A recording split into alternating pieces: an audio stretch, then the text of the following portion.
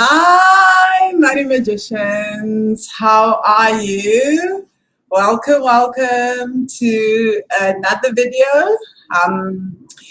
So welcome to the live class. If you've just joined us, my name is Vangile Makwakwa, and I'm the founder of Wealthy Money. So I'm the host over here at the Wealthy Money Magicians group. I know most times it just says Wealthy Money, so I'm like, don't know how to change that, can't be bothered when I post, right? But that's often me. And I teach women how to liberate themselves from ancestral stories so they can live their best lives and basically their best financial life, right? And that implies a lot of things. It implies paying off debt. So during Wealthy Money, when I started Wealthy Money, I paid off $60,000 in debt. And I did that in a space of about 3.5 years. So that's about 600,000 to 700,000 or something like that in debt, paid it all off. And so then I started building Wealthy Money as I traveled, started building an investment portfolio, and also got properties. So I just want property so far, but this year I'm working on increasing my property portfolio. So welcome to the group, right? So today I am back in Thailand. Oh God, I've absolutely missed Thailand. One of my friends in Bali just told me, because I was in Bali, that it's cold and raining in Bali. It's raining in Thailand. It's rained all week. And I freaking kid you not, I keep looking out the window because I have to go out later, but it's like the skies are still black and it's going to rain even more. So it's rainy season. Anyway, enough about the weather in Thailand. Anyway, it's raining and hot. So combination kind of works for me, but I don't see the sun. It's just hot and cloudy, and I'm just like, but okay, I can't say I wish I was back in Bali because apparently Bali is cold and it also rained the whole of last week. So maybe I wish I was back in Penang, but whatever. Anyway, today's topic, I want to talk about hard work.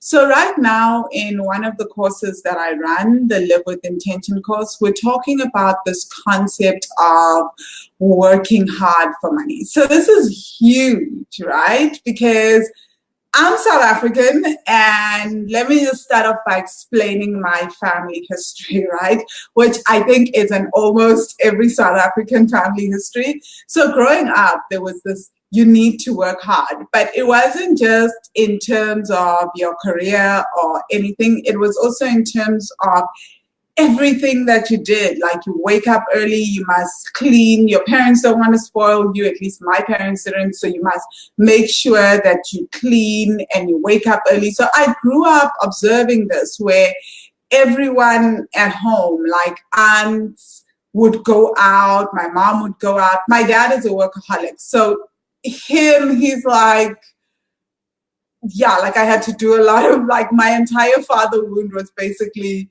around a lot of the hard work stuff and the guilt around hard work. Both my parents are workaholics, but my dad works even on Christmas, right? So it's deep, this working hard, right? So growing up, I would see aunts, my mom, everyone go to work, come home, and still do more work at home, even if we had helpers, right? So we had helpers growing up, and they would do work, but still it would be like the helper is there, but my mom is second to helping as well, and my aunts are also working. It's the most insane thing, because I still see this at home when I go home. It's like there'll be a helper, or my aunt will be at her house and there'll be someone helping, and she will also be helping, right? Also be doing work. My mom, same thing, and she'll also be doing work. And it's just like, what's going on? But there was this, so I grew up with this thing where I was told, you can't just wake up and sleep, right? You can't wake up and relax. When you are awake, you need to work. That is the point, right? You wake up and you work, which is a beautiful work ethic, right? Or so I thought. So we'll come back to that next. So 2 things that I noticed is that growing up, there was a sense of hard work. But as I'm me now, I've had to work a lot around guilt. Because one of the things that I've seen is that it took me forever to give myself permission to just rest. And when I say rest, I mean go for massages, allow myself to relax, not be the person doing all this intensive work all the time. And that's really important, and I'll explain why in a second, right? But the guilt used to eat me up. Let's say I gave myself massages. I've always believed in weekly massages, and I've always given myself weekly massages. But just because I always did it didn't mean that there was no guilt around it. I tried to push through the guilt, and let's say that I pushed through and I did it every week, but financially, financially, my finances really suffered from that regardless, right? Because as you're pushing through the guilt has a particular influence on our finances. Again, I discussed this in my book, Heart, Mind, and Money. I'm not going to go into it as deeply here. But guilt impacts our finances in different ways, and it causes us to self-sabotage and create emergencies. So yeah, pushing through the guilt in one aspect of my life, but there was all this other stuff that would then arise. So I realized that this actually isn't working, because guilt was kind of the mentality that I'd grown up with was because of hard work, like, you need to work hard, but nobody had said you need to work hard and take care of you. You need to make yourself a priority. Is the book on Amazon? Yes, I think so. Last I checked, there were hard copies on Amazon, but I also think if you're in South Africa, you can go to Takealot. If not, takealot.co.za and check it out. If not, yeah, definitely check out Amazon. The reason I'm like, Amazon is because at one point the book was selling at like $100 a copy. So yeah, that's kind of, I mean, I don't get anything from Amazon, so that's, oh my God, $100 a copy. Maybe take a look at takealot.co.za, right? And just type in Heart, Mind, and Money. You should be able to find it on there. Okay, so the thing with guilt, back to guilt, is that it causes us to self-sabotage. And I had never grown up with this model of you need to work hard and take care of yourself, right? And even this concept of hard work really messed me up for a long time, because I held this belief. Oh, okay, I am in the EU, so don't take a lot, but we'll make a plan. Thank you. Okay, yeah, then Amazon definitely. Oh, and I'll post the link. I do have an ebook. Oh, how could I forget this? I do have an ebook. If you're part of my mailing list, you would have gotten the email to the link to the ebook, but I'm going to post the link afterwards. So if you go to, or you can just go to Wealthy-Money Academy right now, and you'll be able to get the ebook, and it comes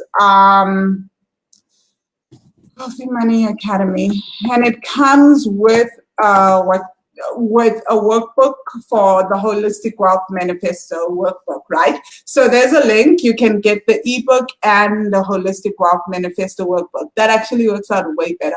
Yeah, I don't know why I always assume everyone wants a physical copy. Anyway. Okay, so there was a lot of deep guilt for me, because it was the sense of I needed to create hard work. So let me explain how this idea that you need to work hard for money has played out. And I've actually spent a lot of time reflecting on it over the last 6 months, especially before the Thai retreat, because we're talking about ease and expansion. And I really wanted to understand why the idea of ease was so important to me. So when I started my first company, Speak to Be Free, I didn't know what to do. Like, I mean, it was my first ever company. I had no clue where to start. I felt overwhelmed. I had this insane business plan that I'd gotten from business school. So in the MBA program, you're given a business plan, you're told to do a business plan, and within a year, you're supposed to be able to show that you can get investors, etc. So you build the model of this business plan on paper because that's how school works, right? And then afterwards, you graduate, you get your MBA, you go and you start your business. And then for me, I didn't realize that a startup company would be nothing like my business plan, right? That it would take a whole different trajectory. So I just kept plowing along, working hard, because I had this mentality, I need to work hard, I need to work hard. So I never, in my head, it was, if you work hard enough, the money will come, right? If you do what you love and you work hard enough, the money will come. So I did that. Worked hard, the money will come. And I also come from the world of where many people come from, which is, if I want more money, I just pick up more shifts and I do overtime. So coming from a place of nurses and doctors where people do get paid overtime in my family, it was that kind of mentality that, oh, when people wanted more work, when they wanted more money, they pick up more shifts, right? But then that's also, see the tie to you work more for more money, you work hard for money. So I just kept plowing away, poor me, right? I just plowed and plowed away. So eventually when the business tanked, I used to think, I didn't work hard enough, right? And it ate at me because I started having this belief that I was lazy, I wasn't good enough, I was a failure, because nobody had told me that this concept of hard work and money are sometimes completely divorced. So if you think of the world, some of the people that do the hardest labor earn the least amount of money, right? So that already disputes this belief that the more money you have to make. Nobody had said to me, it's in your emotional state around money. It's around your childhood traumas and how you linked them to money. It's about your ancestral stories around money. It's making money is also about it's also about dealing with your money shadow. It's about your inner child, right? It's about all these things that nobody had told me, that trauma in the body, and sometimes trauma around money lives in the body. So this body of work that I'm talking about, ancestral work, trauma in the body, all that's all in the Money Magic course. It's not going to be in the book in Heart, Mind, and Money. Heart, Mind, and Money was where I started. And then since then, I've done 3 to 4 years worth of research on clients and students, and I just keep changing the work in meditations and in journal prompts and stuff. So I do a lot of my work is meditation based, right? So I work with coaching clients, I work with students from Wealthy Money Academy. So that's where this body of work is. But yeah, nobody had told me that, right? So I just kept plugging away, right? And even after Speak to Be Free didn't do well, I kept looking for ways to work harder to make money. And I kept getting more and more frustrated when the money didn't come, and my depression got more and more intense, right?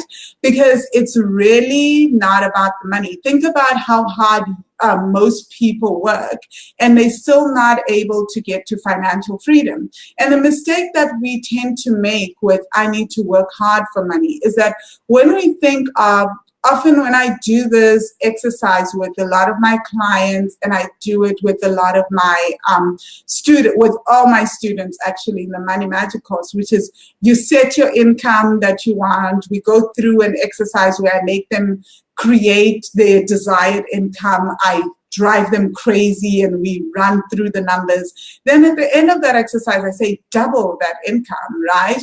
And then I say, how would it feel to just double it one more time, you know? And that's like the annual income. And everybody kind of goes like, starts to freak out.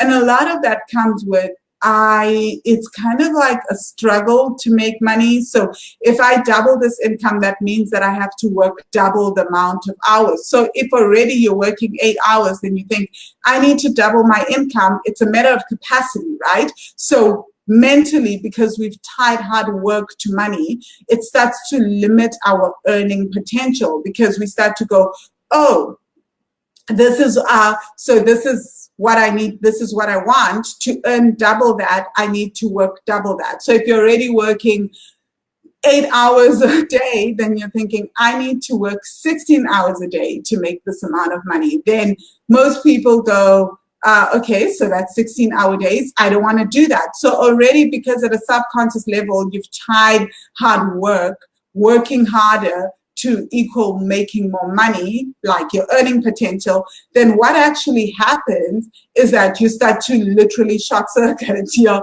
subconscious mind starts to honestly reject that higher income and goes, no freaking way. That's why sometimes you'll go into serious shock mode, right? Or like anxiety mode, and start shaking and shutting down when you set a higher income goal. It will be like, no way can I achieve this. A lot of that no way can I achieve this isn't because you don't, isn't because of your abilities. It's because you've really tied hard work to money. So when your subconscious mind looks at that income, it starts to think of all the many things that you have to sacrifice, compromise, and give up in order to focus on work on making that money. So it's like, because you've tied hard work to money. So your subconscious mind starts to protect you from having to work hard for money by just shutting down, right? So that you can't figure out how to make more money.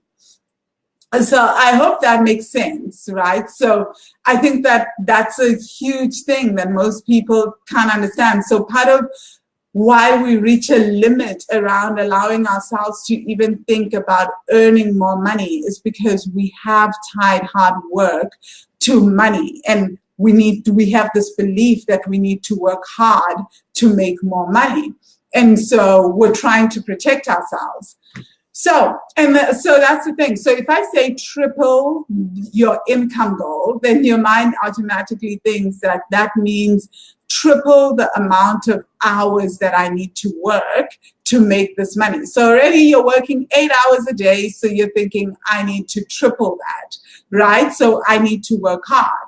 So what I used to do was I used to set income goals, and because I needed this belief to be true, that it has to be hard to reach this income goal and it has to be hard to make money, I used to make work harder than it needs to be. I couldn't allow the work to be easy. I needed to make it harder. So the one way that I would make it harder for me to reach income goals was to procrastinate. Because if I procrastinate, then it means that the work is hard. So I basically have to find a way to utilize time. And if I had free time in a day, I used to freak out. I kid you not. Like, the guilt would kill me. For me, it would mean that I'm doing something wrong.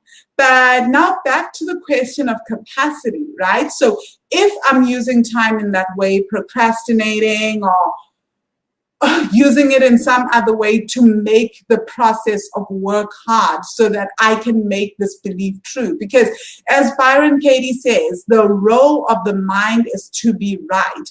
That's all your mind wants. It wants to be right on the beliefs that it holds. So if I believe that it needs to, I need to work hard for money, my mind will make it hard, will make work hard so that I need to work hard for money.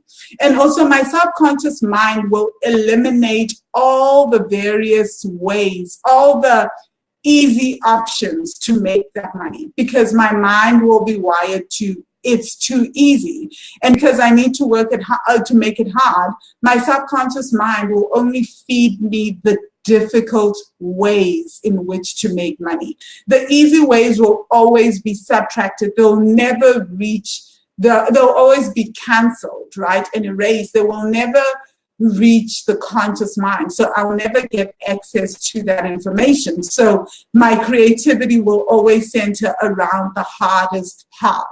And I know a lot of my coaching clients are always like freaking out because I'm like, oh, that idea, let's go deeper, let's go deeper. And I'm always asking them the same questions around how to get things to be easier. You know, like I ask different questions because I really want us to get to this whole idea of it needs to be hard to make money, because it's deep and it's deeply tied to a lot of our ancestral stories and what we've seen in our families around hard work and money, right?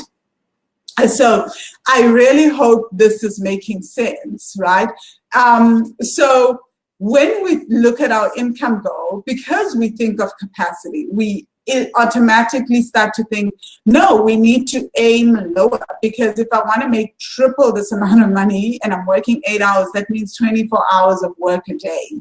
I mean, you're not doing that at a conscious level, but at a subconscious level, looking at a higher income, most of my coaching clients or my students will say it feels difficult in the body, right? They'll feel like it's heavy in their body, and it will just feel overwhelming. And a lot of that overwhelm is actually, it's never about the money. I can't say this enough, right? It's often about the stories that we have about the income itself, what it means to make that money, or it's often about what we think we need to do to make that money. And so we need to start working through those stories, right? So what we want, so when I shifted, for me, when I started to shift, because at first I was like, how in hell's name do I pay off $60,000 in debt? Because in my head, I had a 5-year goal, right? Like that I want to pay it off in 5 years. But even in 5 years, I was like, so quick background, I created this debt in the US, so in US dollars for real. Then I moved back to South Africa to earn rands and pay it off in rands. So just to give you guys an idea, $1 US equals about 12 rand, right? So it was like, okay, how do I do this? So I definitely, so as you can see, a little bit of a disconnect, because I've now moved home. I still have to pay rent. I need to, because I had my own apartment, I have to pay rent. I need to eat. I need to keep myself up to date. I need to still work, and I need to pay off debt. So how do I do this? So it was about breaking that mental barrier of what it is that how to actually make money, and hard work had to basically take a back seat. So I needed to do a lot of work around that, because at the time I wasn't even earning that much. So talk about not earning that much, and also earning in a lower currency to what your debt is in.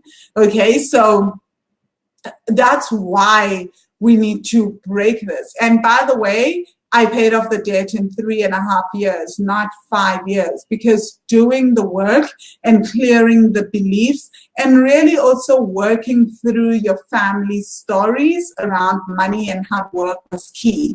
And then the last year, I would say, has been around me working around my stories around self-care and what it means to put basically I've started a new experiment where I'm working on self-care, and everything else, even my company, Wealthy Money, everything is revolving around putting myself first as a priority and taking care of myself through body work, through the inner work, through mindset work, right? And that was also major in terms of working through some deep guilt, because it felt like I'm basically I am basically doing something absolutely wrong, right? Because it was the opposite of hard work, but I'm already seeing the shifts, right? Yeah, so that's it. please check out, if you're looking for Heart, Mind, and Money, check out wealthymoneyacademy.com. But also, I want to say I do have a spot in my coaching program open. So definitely check it out. Let me see if I can. I'm going to try. Oh, it won't allow me to put the link. Let me see. Okay. Anyway, just send me a message when you're watching this. Just hit inbox if you're interested in learning more about my coaching. I do have a spot left, so hit me up for the one-on-one coaching sessions and I'll give you more information, right? Anyway, have a fantastic weekend. I actually think I still have 2 spots left. One was taken and then one person hasn't responded to me. So I thought I had only 1, but now I still have 2. So hit me up for the coaching and yeah, let me know what you think of this video, if anything resonated, if it made sense.